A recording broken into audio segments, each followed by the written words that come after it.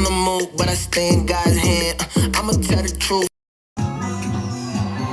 See here, I'm back. We're doing a little bit of a I'm doing a little bit of a pivot. You know, this is actually a show. This is the Tyler Perry's House of Payne. They've been following me from day one. You know that I actually did House of Payne before I did Family Matters. But I want to touch on some of these topics. And like I said, we're going to still have our Stephen Lowell moments. You know what I'm saying? It's all gravy. Let's get it.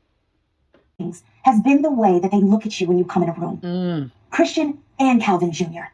They look at you like like you are shiny new money. Woo! Shiny new money, baby boy. So as you know, for some of y'all that don't know the storyline, this is Calvin and Miranda. And you know, Tyler Perry ripped our hearts out when he separated them and had them get a divorce. So now they're co-parenting, and baby boy is having trouble at school, you know, got suspended. And I love this right here because with Miranda, you know that y'all know what it is, right? Y'all know that's Keisha Knight Pulliam still doing her thing. You know what I'm saying? Rudy all grown up. You know, but she's Miranda on the House of Payne, right? And I love what she's telling Calvin right here. This is what we need to do. We need to remind our men, and think about it, they're not even married right now, you know, but we need to remind our men the space and the impact they have on our children. And I love how she just described it. She said they when you come in, they look at you like you knew money. You know what I'm saying? That is so powerful. That's such a powerful moment for me right there. Families, they go through it, but that's love. We get angry because we just expect the best from one another. You understand that? Yeah. But I promise you, I'm going to do better. And we're going to start spending a lot more time with each other. What Miranda's really trying to tell Calvin is your son is getting into trouble because he wants to spend more time with you. You know what I'm saying? And so that's why because now what's happening is his son gets suspended, but his mom has to work. And so he ends up gets to spend those days with his dad. And so I think this is such a beautiful moment in what we need to do with our men. One thing that I've noticed, and I've tried to combat that in the last couple years, we celebrate Mom and Mother's Day like crazy. You know what I'm saying? You see, but when it comes to Father's Day, I see a lot of times it's crickets. It's quiet. You gotta get family members together. Hey. Are we doing something Father's Day? Mother's Day is already planned out. And I understand, look, we carry the babies, we give the babies, we do all that stuff. But this is what I mean, though, what Miranda is doing is she's reminding Calvin, as we should, the impact and the influence and the leadership that men have in our lives. Men are so important. They are so valuable to our society. You know, you can't care about black men only when they're being harmed. You need to care about them when they're in the home. You know what I'm saying? I'm just saying, like, come on. Scott has this great song, and it says, "I need you." I could do everything that my husband does for our family, but he does it in a much deeper way. I think that our men need to know that their voice, more than anything, sets everything right. I know it because I have married that, and I know that that's where I come from. Having a dope dude is like, and the way that you talk about your husband is the same thing, and your father. It's like, it's a game changer. Show a whole bunch of clips for the House of Payne because they don't give us the freedom that Family Matters does. You know what I'm saying? That's why it's always a blessing with Family Matters. But let's get into this. Drum roll, please. I am being considered to be the next vice president of marketing for me to move to Houston, Texas. All right, Mom. Bye, Dad. Hey. So we already got some trouble. We already know the situation with Miranda and Calvin, but this is very interesting. And a lot of people go through this, right? Where, you know, you're co-parenting, everything's going smooth. Then you get the opportunity of your life. So you think anyway, you're getting this opportunity, but if y'all watched all my videos, what was something that I said? Whenever, you know, there's pros and cons to everything, right? And so here's a pro that Miranda is getting this great opportunity, but the con is going to be that Calvin is going to have to learn how to, you know, live without his son. Best for my career and our son. What's best for our son is him being near his father. Calvin, trust me, I am not doing this to hurt you. I promise.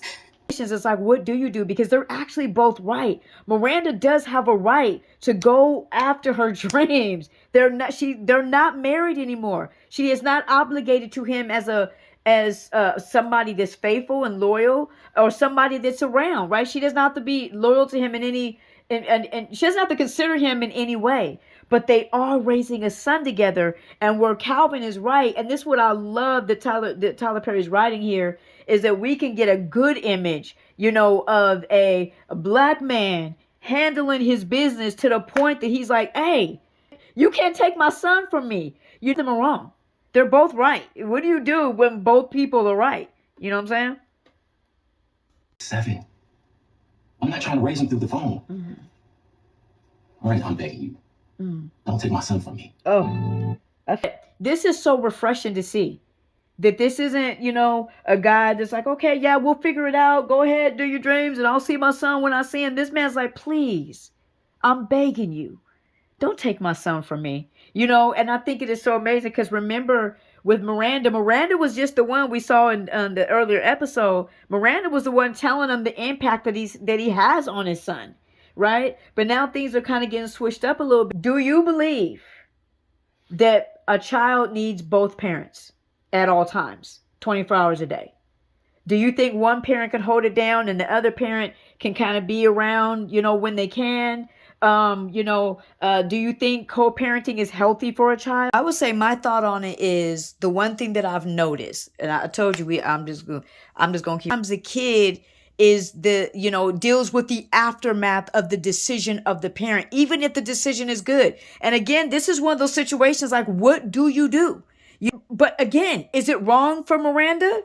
It's such a hard situation, but the one thing, I'm just calling out the truth here, that I do notice a lot of times that we do adults is we kind of make the decision and the child kind of has to deal with the results of it, and I would just say, my thought is the child should always come first. When you go and wah, that baby come out, that child has to come first. That means not just, financially, emotionally, mentally, spiritually, that child should come first, should be first place in every decision that you make. And I feel like for 95% of parents, that is the case. I'm just saying that sometimes a child does have to deal with the result of it. And it's not always good. It's just, okay.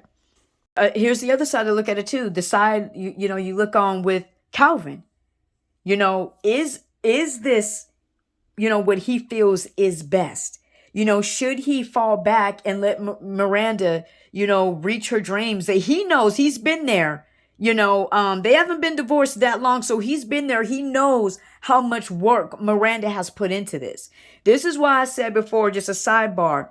This is why I tell people, if there's any new listeners, don't ever try to undo, or uproot work that other people have done. It's very selfish to do to overlook the work that somebody's done, or to uproot it and say, I wish it would have ended this way. If y'all know my Family Matters videos, I talk about that with the Urkel guy with Jalil, saying that he wants the show to end a different way. And the problem with that is you are now uprooting and disrespecting somebody else's work, right? And so does Calvin do that here? Does he recognize like, hey, I realize how hard you work. I can't even stand in the way of that as much as I want my son around, or does he go the route and be like, hey, my son needs me. I decided not to take the job in Houston. Miranda, I can't let you turn down your dream. I'm willing to. Listen, Christian, he's my dream. Wow. And able to negotiate a promotion at the Midtown office, but definitely not that VP money, child. I would have supported you even if I didn't want you to move. I know. Our son deserves to be near his amazing father. Yes. I'm not mad at this. Her decision to put her child first, and because she's still bringing in the bank. You know what I'm saying? The cash flow is still, it's still coming. So, she put her son's relationship with her father first. And what Miranda just did was really hard to do. Most people will not turn away that paper flow even for their child's happiness, because a lot of times we'll think, hey, the kid's gonna be all right. I had a lot of times the kid deals with the consequence, from the parent's decision. It's not a bad decision. If Miranda would have moved away, that is not a bad decision. She got to do what she has to do, because in that same mindset, she's trying to provide a better life for her son. So it's not a bad thing, but a lot of times the kid is the one that suffers the most. And in this situation, it wouldn't have even been Calvin, the father. It would have been Calvin Jr., that's the son, that would have been struggling the most. So I got to give props to Miranda. Hey, you could have went either way, but her going this way, got to respect it. If you were growing up in the 90s, this is what we're used to. We're used to the positive vibes and, loving on your family, having each other's back, talking through things. And this is what, this is what House of Payne also gives you.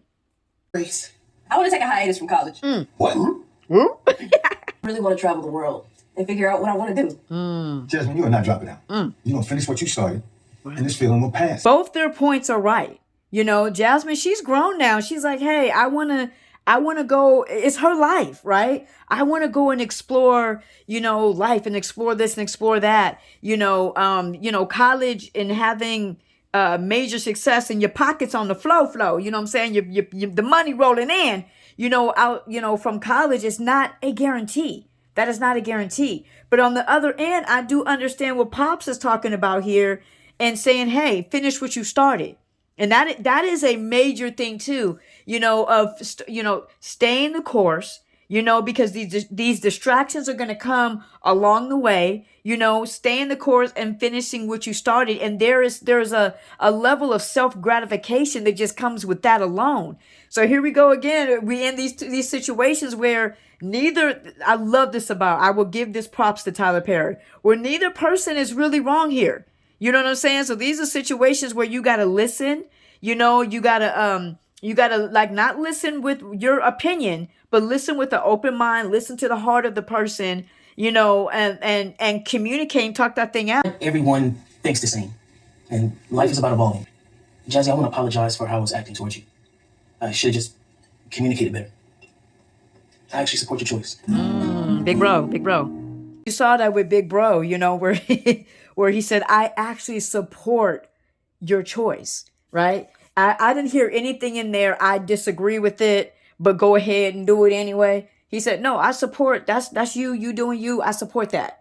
You know what I'm saying? And that's where I feel that we need to get back to first of all, is appreciating the difference in somebody, but letting somebody be somebody. Let them be who they are. And I'm not talking about, again, I'm not talking about things, look, I'm Christ-centered here. I'm not talking about things that go against the Bible or things that, God calls sin. I'm not talking about stuff like that. I'm just talking about the uniqueness, of another individual, and that you did it this way. You went down this street. Well, they don't want to go down that street. They want to go down this street. And also, let me say this, what we have to do as believers, if you are a believer, is we really gotta let go of that string a little bit, because you may want them, and this is even as a parent, right? You may, as a parent, want your child to go this way, but God may be calling them a whole nother way. God may have a whole different calling on them than what you designed for them. So we have to be open-minded, because life is about us. Like this is Jazzy here with, China, beautiful self. But she has to figure out what is best for her, because she has to live with herself every day. She got to wake up to herself and look at herself in the mirror and be at peace with herself. You see the smile on her face. She didn't get permission necessarily from dad yet, but just to even hear her brother say, hey, I support you on that, is huge. And I just hope that we will come to do that in supporting people more. You have to go and be uniquely you, and it's okay to do that. Like I always do, love God, love people. May God bless you. May God keep you. Come on, somebody say clarity. See, guys, when I say clarity, I'm not just talking about clarity in life.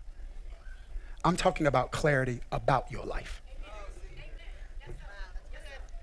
Clarity regarding what you're supposed to be doing with it. Dr. Darius, what is that? That's purpose. The reason for the creation of the existence of a thing. Purpose. What the divine had in mind when he created you. Purpose. Spiritual in its origin. God determines it. God selects, we submit. Strategic in his timing. To everything there's a season and a time to every purpose under heaven.